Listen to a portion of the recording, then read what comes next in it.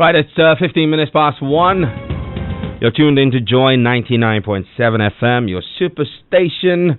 25 years of consistency, 25 years of innovation, 25 years of brilliance, 25 years of media excellence.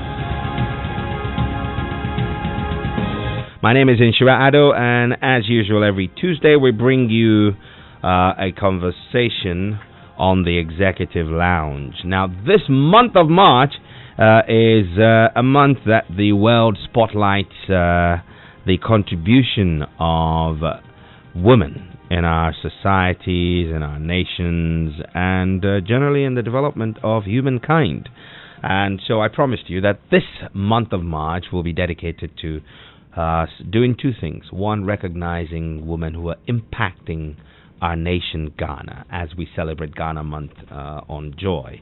And also, the dual nature of this thing is to also celebrate women in general. So we're celebrating women in general, but in the spirit of Ghana Month, we're focusing on women who are of Ghanaian origin and doing stuff to impact on Ghana. So, you're welcome. Tell your friends to tune in and share the link on Facebook and let the world know that we have our first guest in the studio as part of the Women's Month and Ghana Month on Joy 99.7 FM. So, before I tell you a little about my guest, let me remind you how you can connect. You can send us your WhatsApp to 0244 340437 with any thoughts or insights and questions that you might have on the conversation.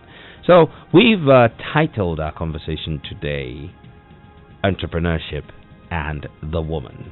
And so the woman here to help us understand her journey and learn from it is Ama Nabia Boachi Dankwa. She's a 33-year-old entrepreneur who can start telling us how she decided that of all the things that she wants to do with her life, she chose to be a carpenter. Ama. Yes, sure. Good afternoon and welcome to the Executive Lounge. Thank you, Mr. Addo. So you decided to, I'll need you to move in a little closer to that mic and then project when you speak. Yeah. So I didn't want to ask you why carpentry, but but I will at some point. Just in a short couple of minutes, how did the journey start for you? Life and to where you are now. Okay. Good afternoon to our listeners and happy Women's Month. Yes. And Ghana Month. And Ghana Month. Yes. I'm rocking all my prints. Okay. So, as you rightly said, my name is Nabia, and I didn't start life thinking this is where the journey was going to be. I was born on University of Ghana campus. My parents were lecturers. Okay. So I was born and bred there. So I lived there, did my primary and GHS there. I moved to Krobo Girls Senior, then came back to read my first degree. I took a little break right after. I didn't start national service immediately. And during that period, I decided that I'll start a business. So I started making hampers. Okay. So I was making hampers for students, or my network, students, lecturers. They were like my first clients. Then at that time, entrepreneurship or business wasn't the in thing. That was when the banks were all in and looking for young ladies, and everybody was working corporate in their sharp suits and all. So the pressure came and pressure na chime kakra. So you decided to go into corporate work. Okay. So I did at that time ProCredit. They were there, so I did a little bit of ProCredit. Then I moved to Image Consortium, and I moved to the British Council. I was there for 8 months. It was a contract. Then I decided to test the waters and go into something which wasn't boring, because everything was boring. It was like you come to work, you dress, you sit behind your laptop, then that's it. Too routine. So I an application came up for a company, a free zone company in the Tema Enclave, and I applied, and I was made executive secretary to the group chairman. Okay. So that was where the entrepreneurship thing started, because my boss at that time owned about 50% of the enclave. He was supposed to develop it into an industrial enclave, into what it is now. And at that time, too, we're supposed to generate electricity for the enclave, outside grid co and all the things. So imagine me, and let me take you back. I did geography and political science in uni. So here I am, having to order things from Mantrack or Unitrack in the UK, having to order transformers, having to order parts. Things you didn't have any clue about. I didn't have any clue. You didn't run away from the job, did you? No, I didn't run away. Okay. I stayed there for 4 years. Oh, wow. And the first year, we were putting up the substation, and it was so crazy that the budget for that, I remember so clearly, was about $4 million to bring some machines down. And here, I've not even seen that kind of money before. So that, that thing, plus my boss calling me as early as 1 a.m.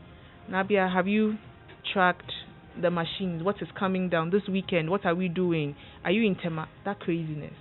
I love the energy. I love the thrill. Right. So that was when I was like, okay, this is me. The rush, the adrenaline, the energy, the late nights, to execute something. So 4 years I stayed there, and something happened after 4 years, which, made me sit down and say, okay, you know what? The energies with which I was helping my boss, I think I can do something and do something different. So that's how come it started. Okay, so you started Bassinet and more. Yes. How did you get into the world of wood and joinery and carpentry? Of course, you wanted to do something different, but it's like, so from ProCredit, from your building substations and a whole industrial enclave, and then you decide that I want to do something on my own, something that won't be boring. But let me see. Carpentry, yes, that won't be boring.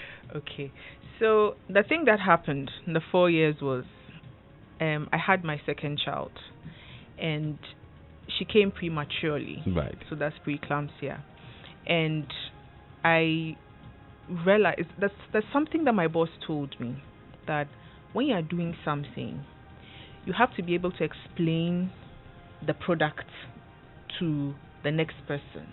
You have to assume that the person is stupid and doesn't know what the person is about. If you assume that, you will study your product and explain to the finest detail. Because my baby was too small, I didn't want her to sleep in a normal cot, because I was afraid of SIDS, that's sudden infant death syndrome. So I had to create something very, for want of a better word, shallow. So I did a bassinet. Bassinet is just fancy name for Moses basket. What? Baby basket. The basket that Moses was put in. Yeah. That's why. So you use rattan. I used rattan, okay. Yes. So I did that, and at that time too, I realized that I had quite a following on social media, because I used to comment about so many things. I'm like, so all these followers, what are they doing? It's quite interesting that I didn't know you before, and then somehow this morning on so Facebook has this thing about memories. Yeah. And somewhere in there, someone had mentioned you in a post and tagged me in the post. Yeah. 5 years ago. 5 years ago. But that's interesting. So you had a following, and then you started reaching out to these people. That, you know what, I make this, I can do it custom, because I was adding value to the product. It's not something that the boys or the artisans were not doing in the country, but they were just doing it. They were not adding value. It wasn't beautiful, But somebody has just given birth fresh. The person wants a pink something, a blue something. They want throw pillows. They want that look. And I said, okay, I can do this. So let me reach out to my following. And it started selling. But the thing about Ghana, I also realized that the raw material, which is the rattan, it is not like a purpose-grown product. So this is somebody's cocoa farm, plantation, oil palm, and the rattan is growing in between. So they just cut, then they send to Accra or wherever and sell. So it's not like it's grown, it is treated and all that. And I realized that what I was using the rattan for, I was having problems with the product, the raw material. Then I said, okay, you know what? If I'm doing bassinets and I'm making furniture out of it, small chairs, lounge chairs, patio chairs, why not go into a controlled product and expand on that product? So I'm like, okay, what do we use for sofas? What do we use for beds? What do we use for cabinets? It is wood. So it was just me brainstorming again. How can I add more value? How can I expand? So yes, I was doing. It was just Nabia Bassinet in the beginning. That was how I registered the company. Okay. Then I added and more. So the and more took all of and that. Suddenly the and more is what you do the more and more of. is what I do. Everybody is interested in the and more. Yeah. Not the Bassinets anymore. Right. But so two things that stand out so far is you started with your hampers. And the first thing you did was you reached out to your immediate network. Yes. And then when you started Bassinet, that also became... What have you learned in reaching out to your nearest network as a pool for inspiration or even as a market to sell your product? So there are two sides to your nearest network. Okay. If anybody will support you, it is those people in that circle. Okay. They are like, for want of a better way, your guinea pigs. Okay. They are the ones who tell you, Charlie, this product is not nice. This one is not nice. Because within your network, it's not like they are just your friends. Some are CEOs, some are journalists, and they also, when they move from your side and move into their area of expertise, they're able to sit and assess your product and tell you that, okay, it's good and it's bad. So they are the first point of call because they are also like a diverse market. But the bad side too is that they are the ones who might not even take you serious. Oh. Yes. They might want your products for free. Well, I mean, it's difficult to... Okay, I don't know. They will not encourage you. To take you serious when you have done geography and political science, and then one day you show up and say, Charlie, I'm thinking about starting a carpentry shop. I mean, did anyone actually think and look at you and say, okay, have you been taking any value-added tobacco? Yes, if I had 10 people, about 8 of them looked at me like, okay, all right. How did that make you feel? In the beginning, it hurt. Okay. It hurts because a lot of planning goes into, or typical business, I don't even want to call it entrepreneurship because, I want to just generalize it. Business people, it takes a lot to put yourself out there that you're doing something. It's like musicians. It takes a lot to write music, sit in the studio, then you come out and they tell you that this is absolute rubbish. It takes a lot. What if it is? Yes, it can be rubbish, but you would rather your network finds a way of telling you, not like shielding you from the truth, but telling you in such a way so that when the next person who is not your network comes and tells you, you are able to cushion the blow. But when they tell you that, oh, it's rubbish, it's ridiculous, when the next person, the blow is like, you feel it. Okay. It's more sharper. You want your harsh or your strong feedback to be sugar-coated. Not sugar-coated, no. Sugar-coated is like... You want the truth, but you don't also want your spirit broken. Yes. Okay. Yes. Nice. Because there are so many things, there are so many dreams that people have, okay? And there are people who come to me and they tell me that, oh, Nabi, I want to do what you're doing. I listen to them and I tell them that, okay, you know what? You go and study and come back. Because even as I sit here, I'm still learning on the job. But imagine I tell them that, oh, you're too raw, what you're saying is ridiculous. You go. That person leaves you so deflated. But imagine the person goes and the person studies. a person goes to tech or goes to a technical school or a vocational school and learns about everything within 3-4 years, the person can be very sharp, even sharper than me, So it's how you say it. Right. Yes. Just be measured. Don't deflate outright. Yes. So tell me, what was the transition from the bookish life to, circular saws and and hammer and nails and the world of joinery? I mean, I don't see how geography and political science, have a point of convergence. What was the transition like? The transition wasn't smooth. When I started, I assumed not everybody, I'm talking about my artisans, those I started with, I assumed that they thought like me.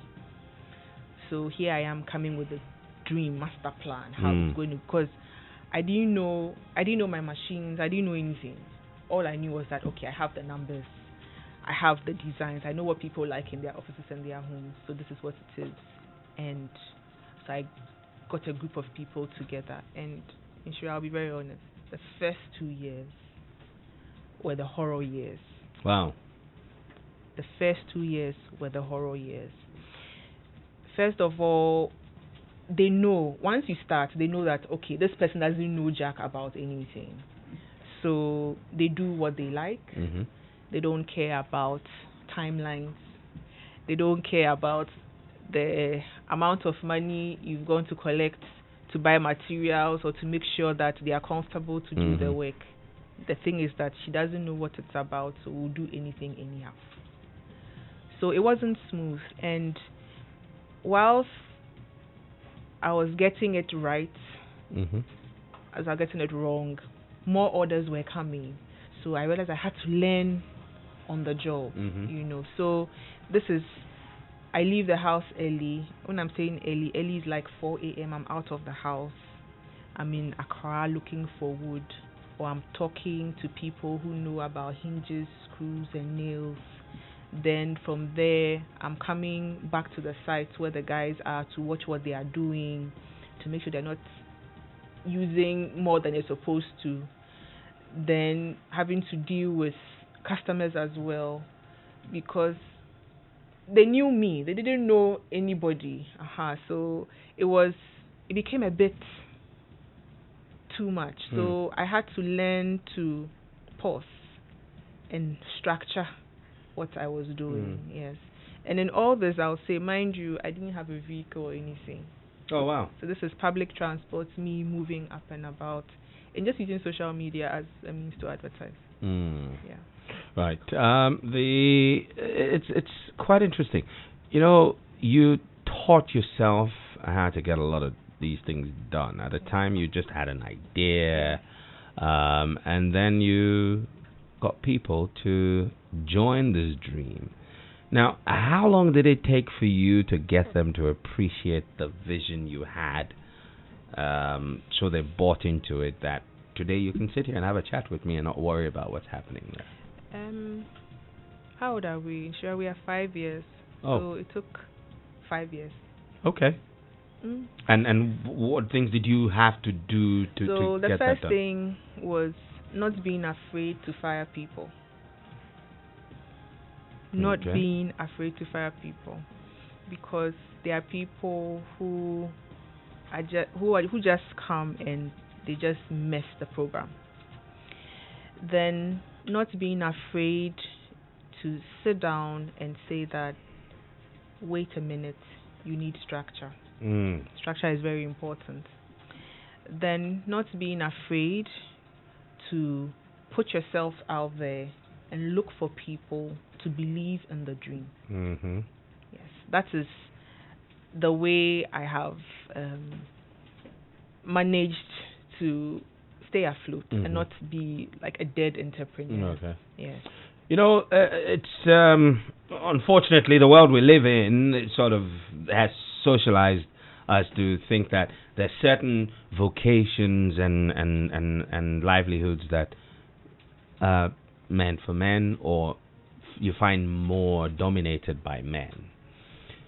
What about you, your environment, upbringing, exposure, and all of those things that made you believe that after making the bassinet for your second child, you could go on and then make a business out of a joinery venture? It was two things. The first one is most of the furniture which is in Ghana is too expensive. Okay. That's the first thing. The second thing is most of the furniture which is coming from wherever is furniture that if we have proper training here, we can do easily. When I say expensive, I'm not saying that to downplay anybody's whatever, but sometimes you look at, say, a table, a beam table. You go into a shop and they tell you that this table is 20,000 Ghana cedis. How many people can afford 20,000 cedis? And this is me also wanting nice things in my home. And I know very well that if I sit this carpenter down and I get him the right things, he will do it for about 8,000. And there are so many people out there like me who like beautiful things. You've worked hard during the day, you come home at night and your sitting room or your bedroom is a ball. You want to be able to relax. So I realized there was a market. Then also, I knew our biggest problem in Ghana is we don't manufacture anything. After Equiaba and maybe Constance Swaneka. No, accent and art, yeah. Yes. Manufacturing, what do we do here? There are quite a few. But I kind of get the sense of what you're saying. That I mean, we're still quite heavy on imports, and that also comes with the attendant high cost. Exactly. Therefore, making it the preserve of only a few people. Okay, I get that point. If you just tuned in, it's 38 minutes past 1. This is the Executive Lounge, and I'm having a conversation with Nabia Boachidankwa. She is the CEO, founder of Bassinet and More. And they pride themselves on client confidentiality, and they take extreme exception, to making sure that your dreams are manifested in the product that they finally put together. She's told us about how, taking a detour from national service for a bit, decided to start doing hampers using her immediate network. It's actually quite interesting. So she made a point about her immediate network being either what can break you or make you. But the critical thing in her story is the ability to be focused on what you want to do, take on board the feedback, but never allowing it to break your spirit. Let's talk at this point about so male-dominated space. You're a young woman entrepreneur. Lots of other people have been there. There's Bogas Furniture, there's Agou Furniture, to name but two. It's fair not. Of course, was it difficult? What was it like being a female in a male-dominated industry? And plus, Ghana. We are young, small girl. Oh, sure. The stories, if we had time, is so difficult. Men. I'm not even going to go into chauvinist and that discussion, but men like to take instructions from men. Wow. It is as simple as that. Men would prefer to be yelled at by a man. Men would like to be corrected by a man. The only thing men are comfortable with is, oh, madam, transport, oh, madam, tojanemaye. But the moment it switches to boss, then it becomes a problem. So how did I navigate? I I don't think I have the what's the word? I don't think I have the recipe. But all I did was I kind of humbled myself. Not like humbled myself to their standard, but I accepted that, you know what, I didn't know jack about the business. Because it's not just about the artisans is just one part of it. The people who are bringing in the wood, they are all men. The people who are transporting the wood from the market to you, the truck drivers, they are men. Okay. The people who would even bring the, how do you call it, the materials, the hinges, the screws, all these things, apart from Black Park, but most of them are men. So you have to be able to make them comfortable. When I say comfortable, you should be able to walk to them and talk to them at each level. Okay. Because you have educated, you have semi-educated, you have uneducated. Okay. So at each level, when you go, you kind of. But these are people who are. So you're talking about formal education. Yeah. Because there's someone who's in there who can tell good wood by just looking at it. Yes, by even smelling. Wow. There are people they can just smell and tell, wait, this is not rosewood.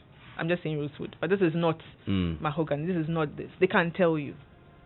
They can even taste. They can tell, this one, no, this teak, no, it will shed, no. You know. So all these people. So when you see good, so such a person, when you go to him, do you go like, what is it? No, you have to. Oh, exercise. I know where did you? Oh, ba. And then you maybe wa You have to come to that level. So, I mean, like you said, this is not a recipe, but this is how you've dealt with it. This is how I have dealt with it. And you made the relationships a lot more personal, and also that treated them with dignity. Yes. Which everyone would like. Yes. Has that helped, and how quickly was that able to turn around the glass window or the glass ceiling or the wall or the hurdles that were in front of you? So even being nice to them didn't come outright, because you have to keep going.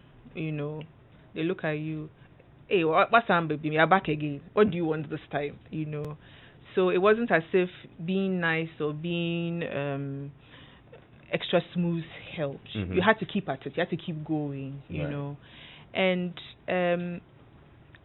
even in being nice, there's a point where you have to also try and let them know that you can't, because you are nice, you can't be taken for granted. Right. That one too is there.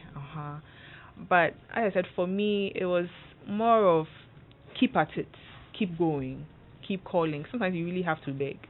You know, somebody is bringing wood all the way from Koforidua, and he already has his people that he's bringing it to. So you have to call him and say, oh, for Bika, bring it to me, you know.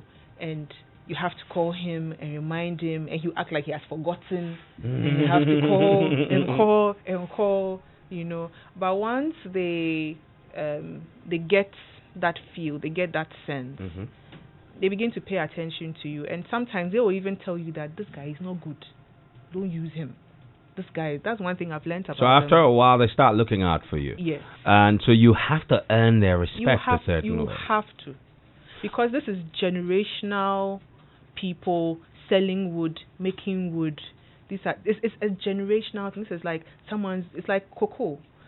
So it's just the tradition has been handed down, business has been handed down, lots of knowledge has been handed down as well. So, and they didn't see their sisters or their mothers or aunties doing this. So it's you coming in, they have to understand why. They have to understand that you're not a competitor's daughter or wife or girlfriend. It's just you who is coming because you want to learn. They have to understand that you can sit with them and eat kenke, or you can also be posh and want to buy pizza once and while and take them out. It's a whole thing. Wow. So it's not just the carpenters who can mess you up. It's a whole chain.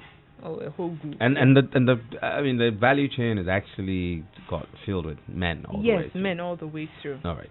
Well, we've got very little time left. I'd like to. So, in 5 years of running this, what are the key lessons and discoveries you've made about your own self? The first one is I like risk. I'm very risky. Risk gives me a thrill. The second one is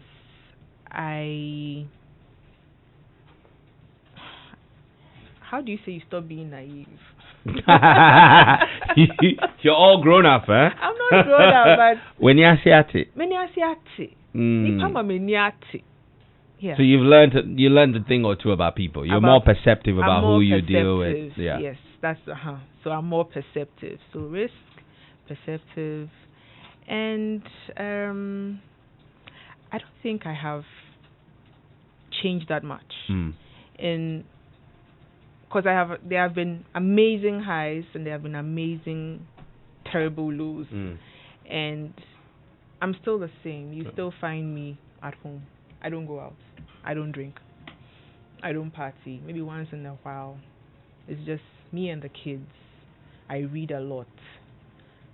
Once in a while, I come and say a thing or two on social media. So I've humbled. Yes, the business has humbled me further. Okay. Yeah. Right. Now, what's for you there's nothing that's achieved without any cost. What's the greatest cost of this journey to you? Sure.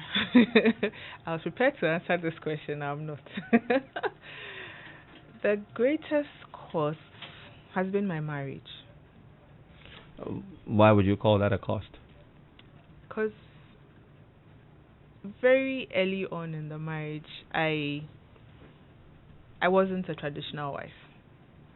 Traditional wife, and once again, no offense to anybody, traditional wife is you wake up early, you get the kids, you send them to school, you go to work, do your thing, come back, see what you can organize around the house. Weekend, you go for a funeral here, party here, something here. I did none of that. So Monday to Friday, I'm out of the house. Sometimes I come back like 8, 9, 10. Weekend, I just want to sleep. And it was tough on the marriage. And I don't blame him. It's not a lot of people who can go through that, because when they married you, they married you a certain way. That you get up and say you want to become a carpenter, just like that. Yeah. So it was the biggest thing has been my marriage. Okay. So if objectively, if you were to advise a sister or a brother who may have an appetite for risk, gets bored doing routine stuff, which means they will be adventurous with their career, they will try new things, and they're entering a marriage, what would you say, how do you, with hindsight, say the engagement should have gone so the same way you got these guys to follow your dream and buy the vision? How would you suggest it to have been dealt with? I should have laid the cards on the table.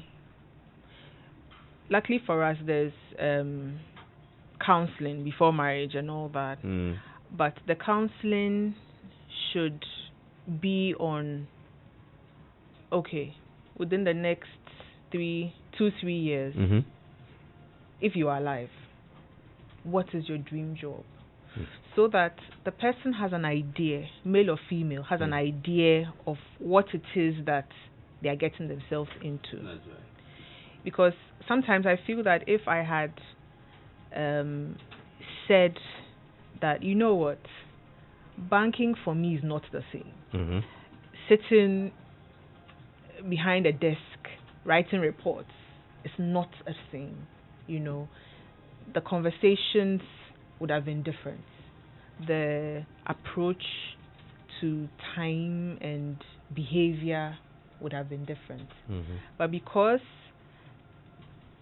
I suppressed and I was married a certain way, the smallest thing was seen, or it will be seen as a rebellion. Right. And it can go either ways. You can marry a man when he decides to start riding a motorbike. You're like, hey, he's got a girl somewhere, so he's trying to be young. But for all you know, we all go through our midlife crisis at different points. Yes. So all the cards must be laid on the table. Right. Yes, you must, and that's the thing that in reading a lot, I realized that outside the country, most people even don't marry till they have achieved something. Then because they have seen and from experience that certain cards must be laid on the table, so that if I have to leave the house at 4 a.m., that that's what it is. Yeah. Otherwise, anyway, I think it makes perfect sense. Right. We have another 5 or so minutes to go. So we've talked about the cost. Where do you see Bazinet and more and the industry, say, another 5 or 10 years from now, especially with the African continental free trade my area? favorite thing. Oh, it is, huh? It is. You have your eyes set on it? I have my eyes. Head office in Ghana. Why not? The good thing is the business has positioned itself strategically. Okay. So at first, we didn't have a workshop fully equipped. Okay. We didn't have a showroom. We didn't have offices. So in the space of organic growth, we've managed to do that. Okay. We've also managed to build a website. Mm-hmm. We've recently partnered with ExpressPay and GT Bank, GHPay, so that when people are ordering online, it's easier and more efficient. That's good.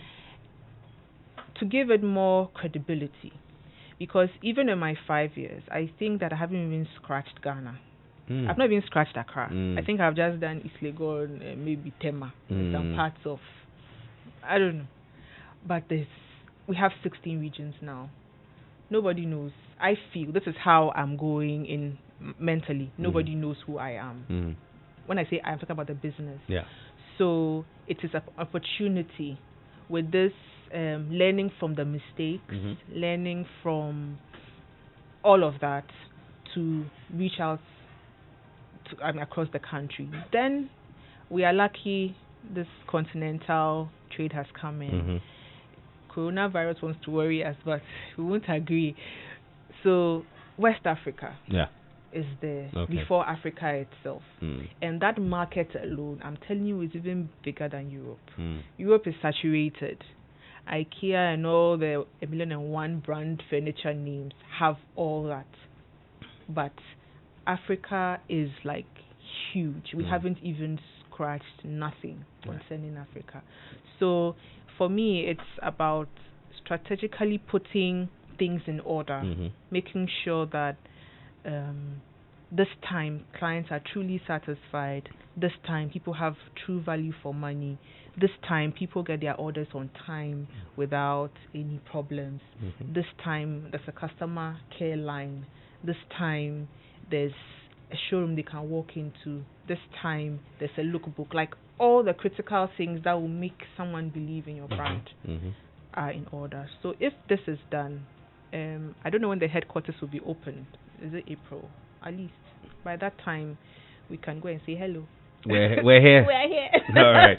Well, wonderful. We're at the end of our conversation. I'm going to say a big thank you to you. Actually, before then, I have this final question. And this has to do with, have you done anything deliberate about the business, being a woman, that you're creating spaces to empower more and more women to go into an otherwise male-dominated space? Yes. So, apart from, let's say, the artisans, everybody around me is a woman. Then also, I am praying. When I say pray, not like praying, but I am hoping to open like sort of like an internship program soon, because now we have the space. Yeah. I didn't even have the space now. So now we have the space. These ladies can come in and learn it properly, because it's not about the joinery alone. There's spray work. Okay. There's welding.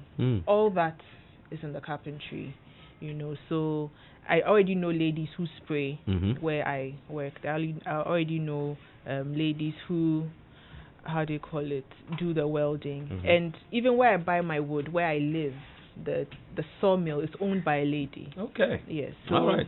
All these people, she's called Asantoa. I don't know if she listens. But all these people, including Asantoa, she also, all those who sell the wood, they are all her daughters and her nieces, and she's got all of them involved. Okay, well, so there's a growing yes. female population in the joinery and carpentry value chain. That's wonderful. Well, it's been nice talking to you, Nabia. My guest has been Nabia Bwachidankwa, and she's the founder of Bazinet and more.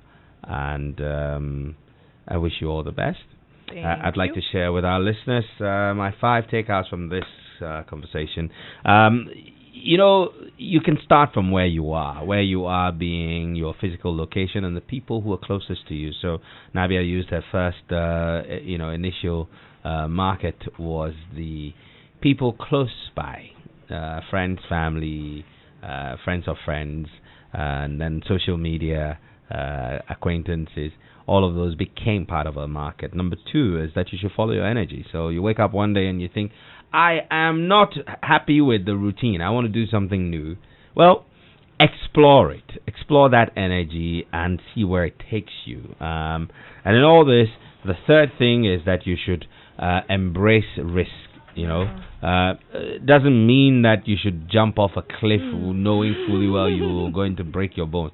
Taking on risks is to say, I don't know what the outcome is going to be, but I think that I am excited about the potential that I see in this opportunity, so I'm going to go for it. Number 4 is be perceptive. Learn from everything that comes your way. And number 5 is that you should not be afraid to put your vision out there.